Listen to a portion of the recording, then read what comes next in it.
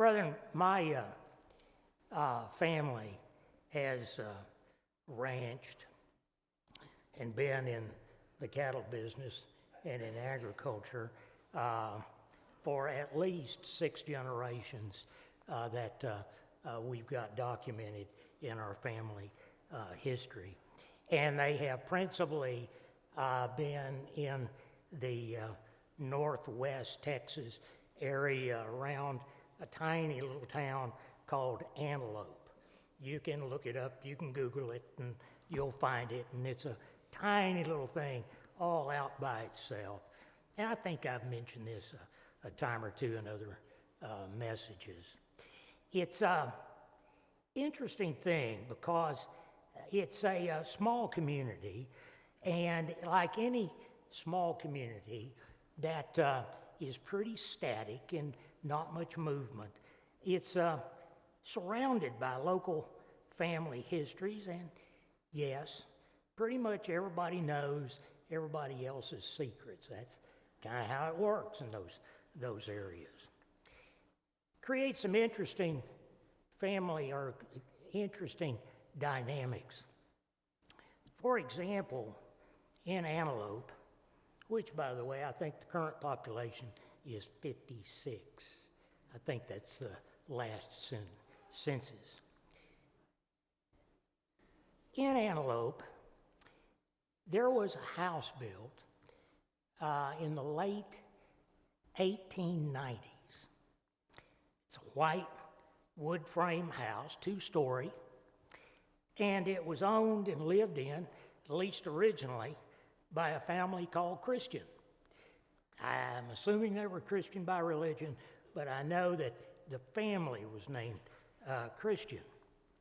And so that house, from the day it was built until the day it actually had to be torn down, was known as the Christian house. Didn't matter who owned it, it was always known as the Christian house. It was well known in the area, had a classic big front porch, and had a big front door. And that front door was painted bright red. And it had always been painted bright red. And in fact, it became kind of a landmark in the area.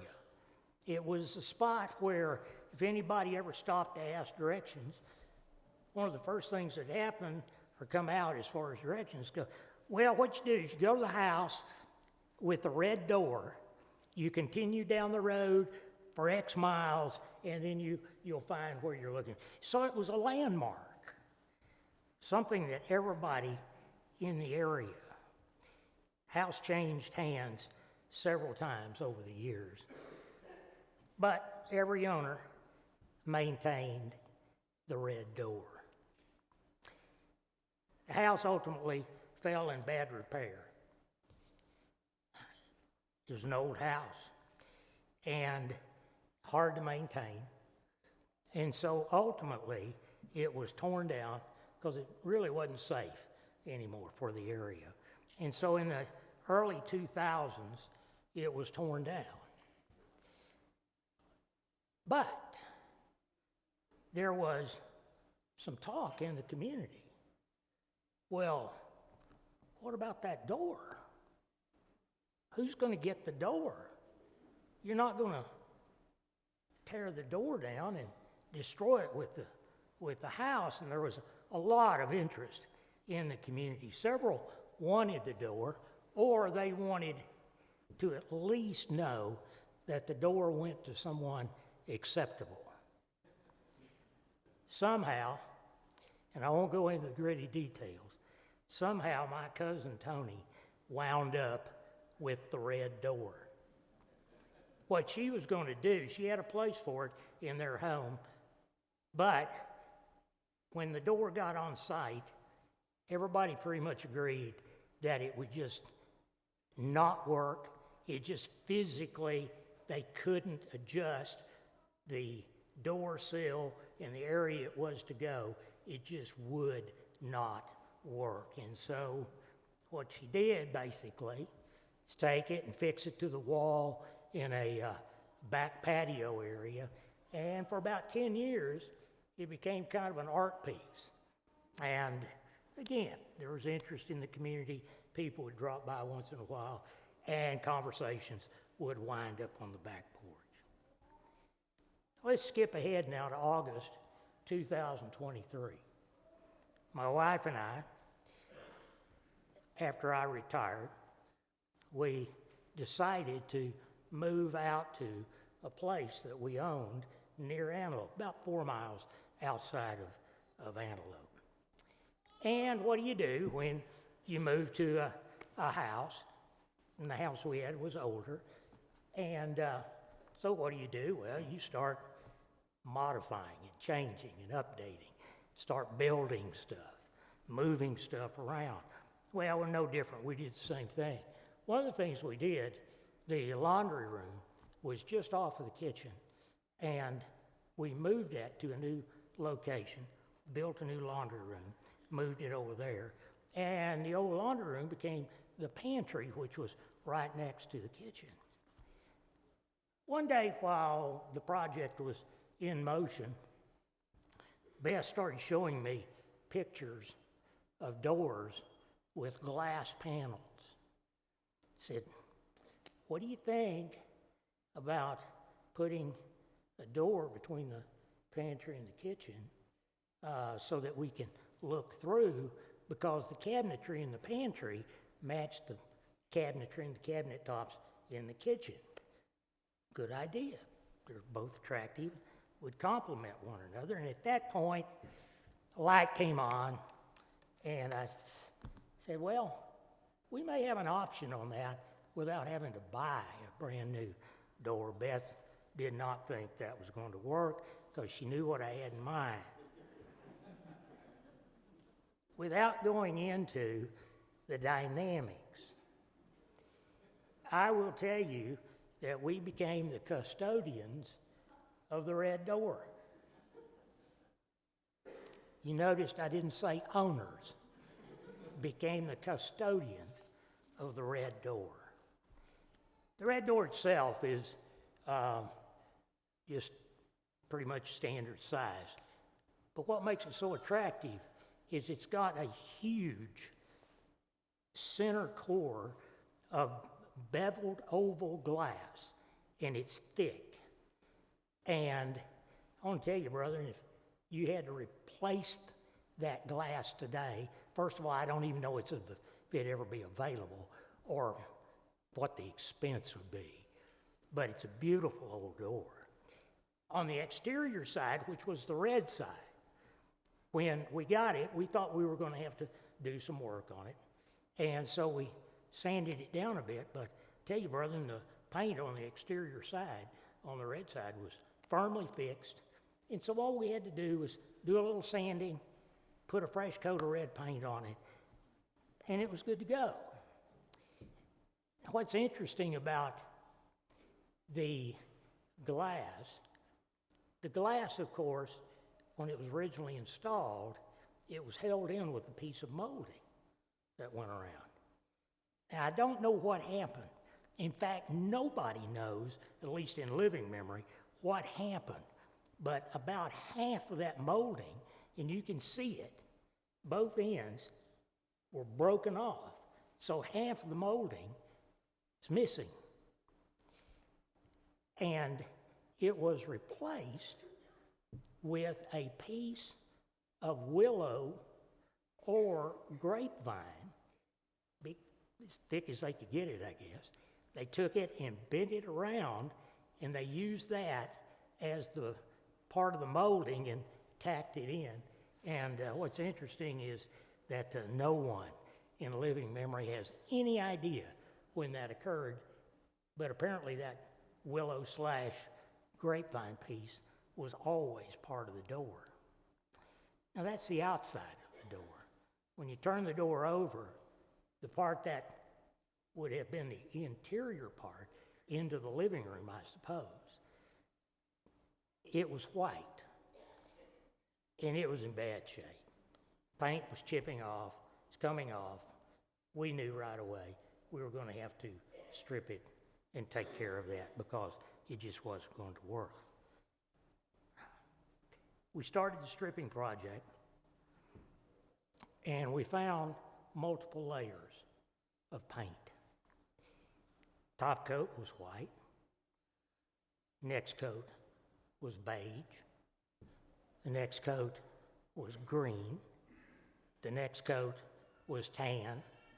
The next coat was a metallic silver. The next coat was jet black. Next, after that, it was the bare wood. 7 coats. 6 coats of paint before you finally got to the bare wood. Now, about now, perhaps, you're asking yourself, this is all very interesting, but what's it got to do with a message? Where is he leading here? What's the deal with the door? Granted, it's just an old door.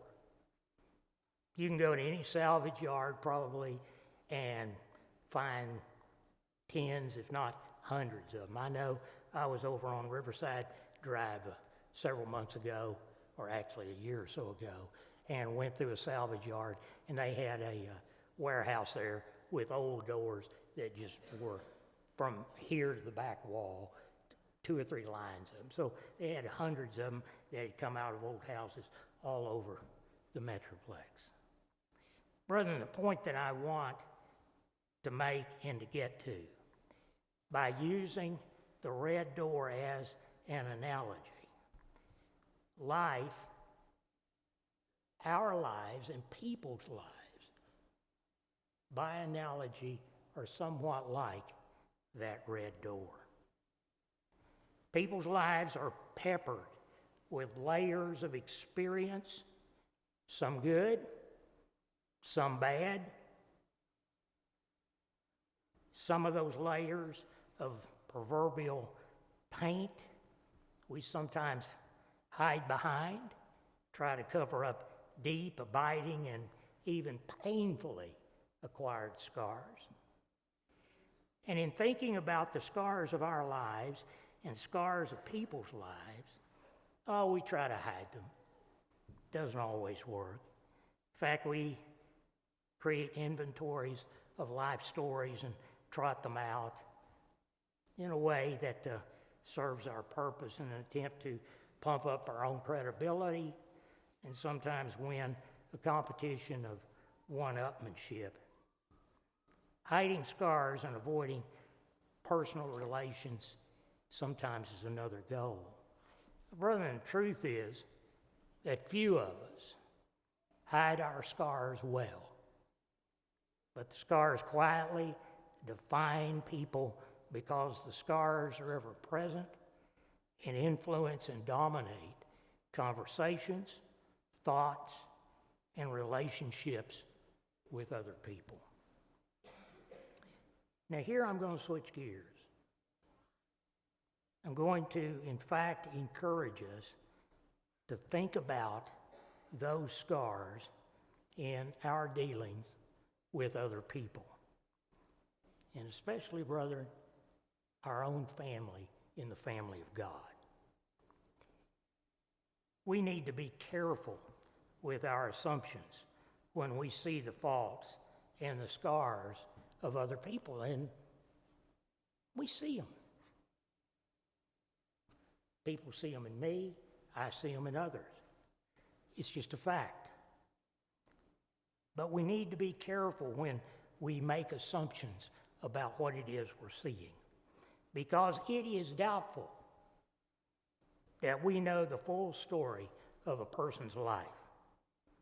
Lives are complex and they're multifaceted to the point that you might, or even likely do, look at another person and you will not have a clue about the basis of their behavior. In other words, why they act like they do. Let's turn to John 7, verse 24. John 7, verse 24. Christ said, "Do not judge according to appearance, but judge with righteous judgment." Now, Christ gave us a challenge there. What is righteous judgment? Well, he defined it for us. Staying in John, but this time chapter 5, John chapter 5, verse 30. He said, "Of myself I can do nothing. As I hear, I judge, and my judgment is righteous because I don't seek my own will, but the will of the Father who sent me." So, brethren, what we're being told in these verses is that our views of others are colored by a variety of reasons, including our own scars and life experiences. You know, brethren, just personally speaking, I had a childhood illness, and I will admit to you, it has influenced every relationship I have had in my life, from the time of adolescence till now at 74 years old. One life experience. And every one of us bring life experiences into relationships. And that's why Christ warned. And now let's turn to Matthew 7. Matthew 7. That's why Christ warned. "Judge not, that you be not judged. For with the judgment that you pronounced, you will be judged. And with the measure you use, it will be measured to you." Skipping down to verse 4 of Matthew 7. "Or how can you say to your brother, 'Let me remove the speck from your eye,' and look, there's a plank in your own? Hypocrite, first remove the plank from your own eye, and then you will see clearly how to remove the speck from your brother's eye." Brethren, we need to be doubly careful with our spiritual family. We're together an awful lot. We are. Sabbaths, church activities and things. Sometimes we can assume things about others that we may or may not know for sure. We may be rather so influenced by our own experiences in life that we really can't see the truth of another person's life. In Luke 6, verse 37, again, it emphasizes, "Judge not, that you be not judged. Condemn not, and you shall not be condemned. Forgive, and you will be forgiven." Christ made the point that his followers should imitate him in not judging. And he continued in Luke 6, this time in verse 40, he specifically said, "A disciple is not above his teacher." You and I are not above Christ in this regard. He gave us instruction to not judge, to be careful in what we think and our assessment of others. Continuing in verse 40, "A disciple is not above his teacher, but everyone who is perfectly trained will be like his teacher."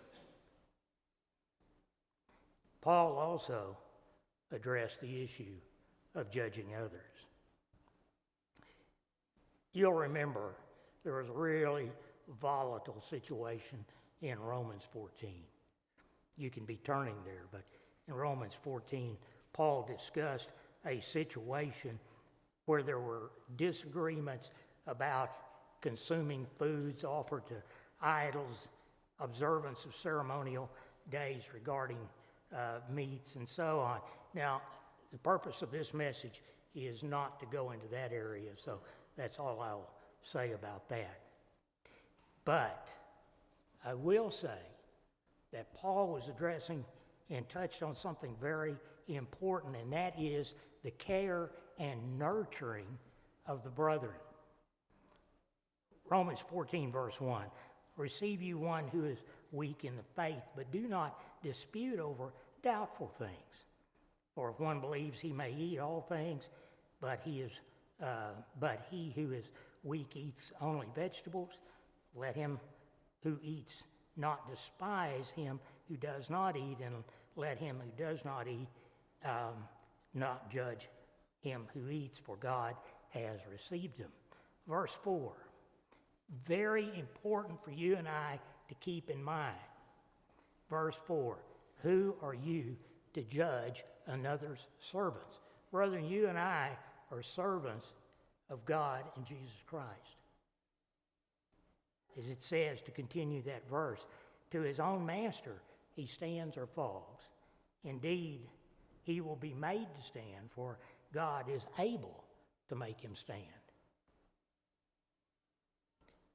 We don't and should not, and we're being told not to judge his other servants, because he doesn't want others to judge us.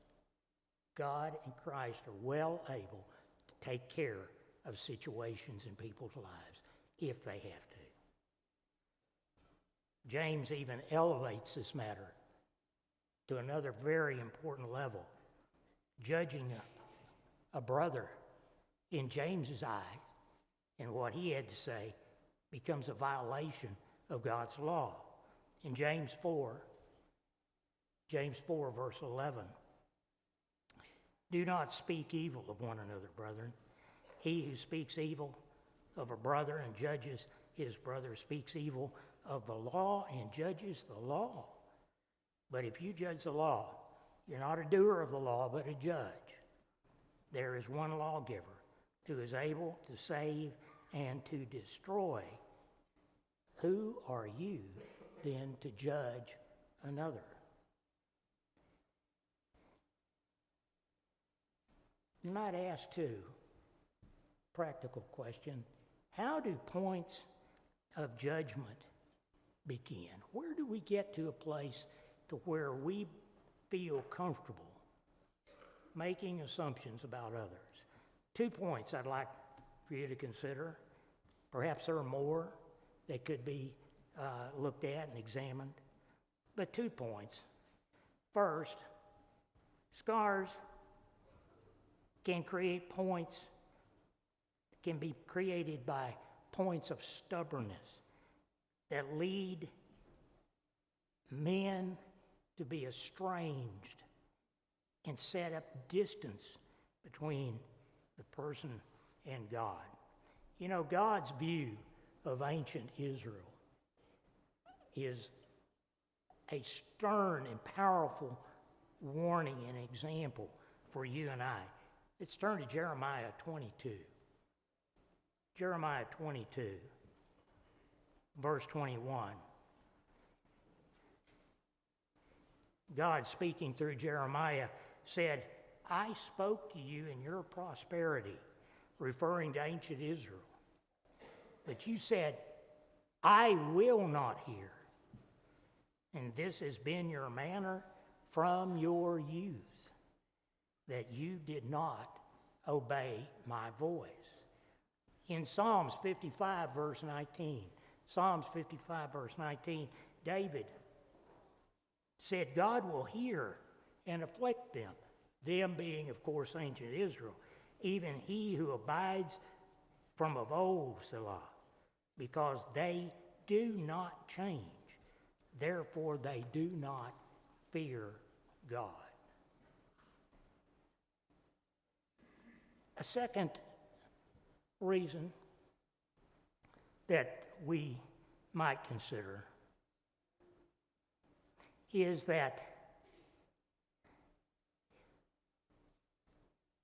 our assumptions and our views of people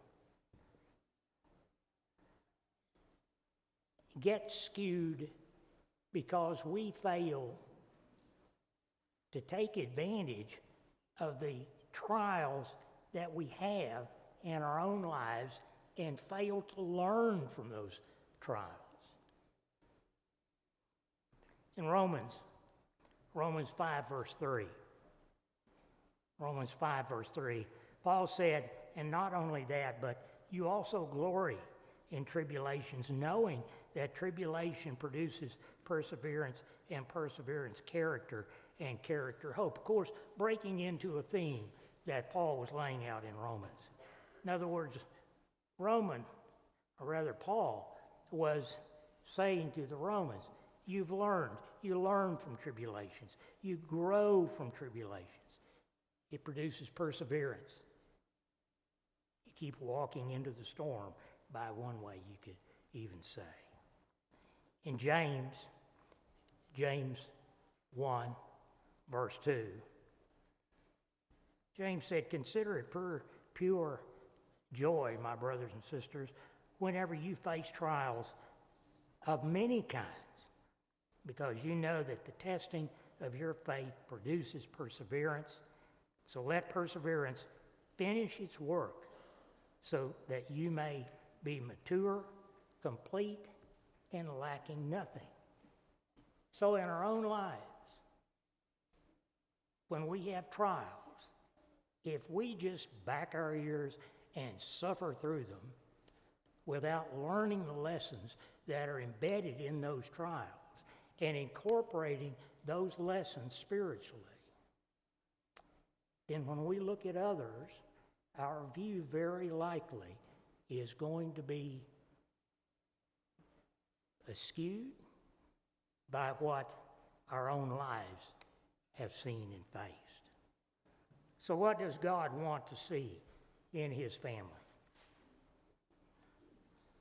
I think just one broad statement probably says it all. God wants us to remember and cherish our family members. Sometimes it's a task. Sometimes in our growth, we're at different levels. I remember years and years and years ago when I first attended services and started attending services, it was in Amarillo, Texas.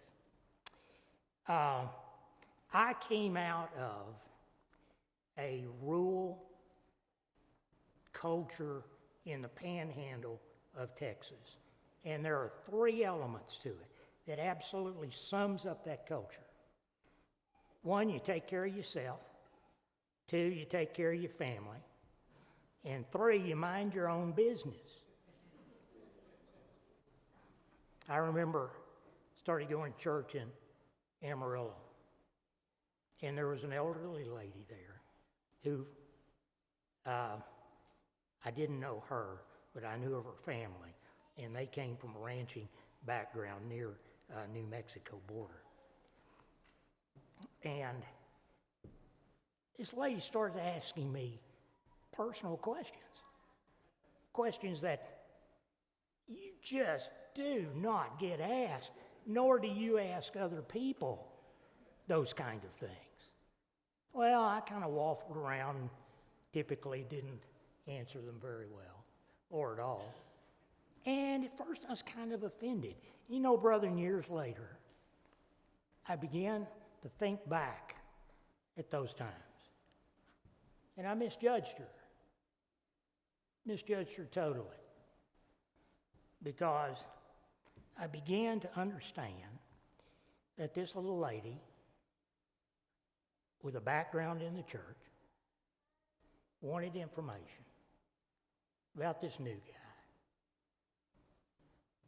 Because he didn't have a clue what his life was about to become in the direction it was going to take through the church. She was showing love. My experience in life, I didn't give her that. I do now. Brethren, and let's turn to Malachi. Malachi 3. Malachi 3, verse 16, talking about a point where God is kind of listening in to conversations of God's people. Then those who feared the Lord spoke to one another, and the Lord listened and heard them. So a book of remembrance was written before him for those who fear the Lord and who meditate on his name. Verse 17, they shall be mine, says the Lord of hosts, on the day that I make up my jewels, and I will spare them as a man spares his own son who serves him. Again, Paul explained what sets God's people apart. Philippians 4, verse 8. You probably don't even need to turn there. You know it by heart, many of you. Finally, brethren, whatsoever is true, whatsoever things are noble, whatsoever things are just, whatsoever things are pure, lovely, of a good report, if there is any virtue, if there is anything praiseworthy, meditate on these things. Brethren, we're being asked here to somebody that we may be in danger of making assumptions about. Isn't there anything that you can think of for that person that recommends him, that is worth noting, and that is positive, and give you something for that individual that you can dwell on? What doesn't God want to see in his family? Again, Paul says in 1 Thessalonians 5, verse 9, for God did not appoint us to wrath, but to obtain salvation through our Lord Jesus Christ, who died for us, that whether we wake or sleep, we should live together with him. Therefore comfort each of you and edify one another, just as you've also been doing. Brethren, back to our door. While working on the door, especially the interior side, where we had to start taking the paint off, I wondered, what is it we're seeing with each of these layers of paint? What was the motivation behind those layers? Keep in mind, this door apparently was original to the house, and it was built in the late 1890s. So that door today is almost 120 years old. And so it has seen periods in the country of serious economic and agricultural problems and issues, good times and bad times, with regard to the families that lived in that house. So with the white color on top, yeah, you can kind of get that. You can understand that. Beige, green, tan, silver. Brethren, it wasn't just silver, it was a metallic silver, the kind of paint you used to paint metal fences and buildings, used on the inside of a door showing into these people's, whoever's living room. And then, of course, the natural wood. The wood may be hickory, walnut. It's very hard, very heavy. What possessed someone to cover up that beautiful natural wood door with a black paint? Was it hard times? Morale issues? Keep in mind the time period. Economically, that area of the United States had been and was being devastated by depression, the Dust Bowl, and agriculture was in a serious situation. Or maybe the paint was just left over, or a gift from somebody, and that's just all they could afford. And they just wanted a change of some kind. The metallic silver, Still don't get that one. Brethren, we could go through a similar analysis for each of those colors. Who, what, when, and how did this unknown person or people or painter decide to use that color on that door, knowing that it faced inside and everybody in their home would be seeing it every day? We don't know who decided to use what paint, the circumstances they faced in their decisions, how they actually came to the decision. Was the decision made financially? Was it family circumstances? Or was it just poor taste? Or was it timing? They came to a place and they kind of wanted to spiff things up just a little bit. Maybe there was a wedding, an anniversary, a birthday, something going on, and they wanted to make something a little brighter, a little different for that occasion. In a similar way, brethren, we don't know what has, does, or will go on in the lives of people in general. We don't know.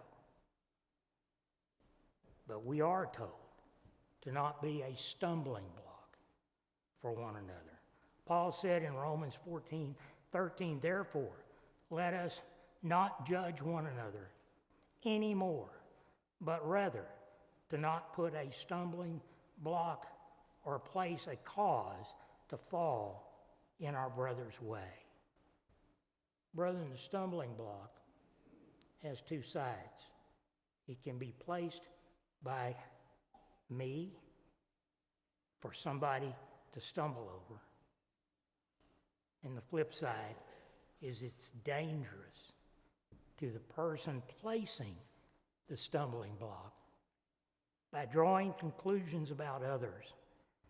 Because, brethren, we can become our own stumbling block in those cases. Instead, as Paul told the Colossians in 3 verse 17, and whatever you do in word or deed, do all in the name of Jesus Christ, giving thanks to God the Father through him.